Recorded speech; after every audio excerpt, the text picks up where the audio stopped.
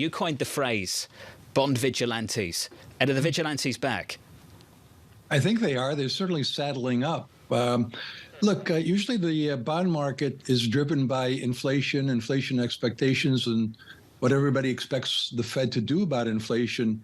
Usually supply and demand really don't matter that much. And that's usually because federal deficits tend to widen during recessions when the Fed's lowering interest rates. This time around, we've got the federal deficit widening when the economy is doing well. And I think the bond vigilantes are quite concerned about that, way too much supply.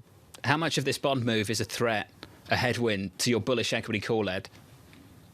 Well, look, I thought we would end up the year at 4,600 on the S&P 500. We got there at the end of July, and I decided not to raise my forecast. So I'm looking for the market to either move sideways or continue with this pullback, maybe even down to the 200-day moving average, and concerns about what the bond markets, bond vigilantes are going to do.